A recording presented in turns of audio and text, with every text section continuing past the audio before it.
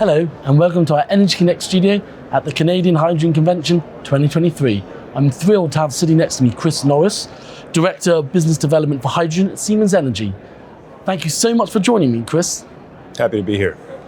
Now, how is Siemens Energy focusing on the future of energy? Well, in lots of ways. I mean, we're facing the energy trilemma of affordability, reliability, and sustainability. And we are working with our customers as to how to address all three of these challenges. We have our own internal sustainability targets and decarbonization targets, but we recognize that often it's our customers using our equipment who have associated Scope 3 emissions. So we're working with them in many ways to reduce their overall emissions. Chris, can you just elaborate on your current project for producing electrolyzer and how you think you can scale this up in the Atlantic region? Well, Siemens Energy produces a large-scale proton exchange membrane electrolyzer. We're currently installing and commissioning a factory in Berlin to upscale our production a great deal to about 1 gigawatt per year of production. And the Atlantic Canada region is an interesting region for us. Tremendous wind resource, tremendous land, and capable people in the region. So we have a number of project developers that are looking at working up projects in the region, and we are working with them to become their equipment supplier to bring our electrolyzer to their site to convert the wind into electricity, into hydrogen, and then transformed into other products, namely ammonia for transport back to Europe. Really interesting to hear that. And how is Siemens Energy supporting low carbon hydrogen economy in various forms? Well, the way I see the low carbon hydrogen economy is in three sections: the production, the storage and transportation, and end use. Mm-hmm. So on the production side, we have this electrolyzer that I mentioned earlier. And this is a way of producing low-carbon hydrogen. It's one of a number of ways of producing low-carbon hydrogen, but this is focused on renewable electricity to convert to hydrogen through electrolysis. Also on the supply side, we have customers like those here in Alberta that are looking at hydrogen production through fossil fuels, through natural gas namely. And we support those with our conventional equipment, electrical equipment, control systems, etc. On the storage side, on the transmission and storage side, we have compressors to compress carbon dioxide in the manufacture of blue hydrogen, and compressors for hydrogen.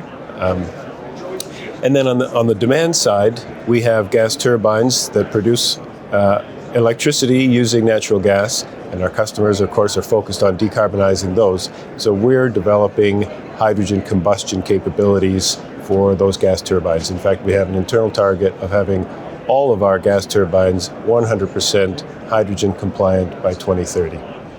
That's really interesting. And I want to ask you a bit more about how compatible are your gas turbines with hydrogen? Right. You touched on it there, but I mean, is that quite a big focus? It is a focus. In fact, honestly, the real constraint right now is in the supply of hydrogen. These gas turbines are quite large, consume quite a bit of fuel, and the question is, where do you get all the hydrogen right now? So we're doing our technological development. All of our gas turbines are capable of running about 15% hydrogen currently, and as I mentioned, we have a goal of 100% hydrogen by 2030. And in the meantime, we're doing development on the fuel system and the combustion system within the engine to make sure it can accommodate the hydrogen. But the real question is, where is the hydrogen going to come from? And so we're working on that with our customers as well. Yes, I think a hurdle of scaling up the hydrogen economy is something that you've just touched on there. What does a show like the Canadian Hydrogen Convention come into that with discussions, collaborations of how it could be solved, these challenges? Is these kind of shows important for that? Absolutely. These are imperative. The Canadian Hydrogen Convention is really the hydrogen convention in Canada right now. Even though it's only in its second year, it's growing by multiples. We anticipate being part of it for a long time to come. And it's just so important because the solution to decarbonization, especially through hydrogen, is with collaboration.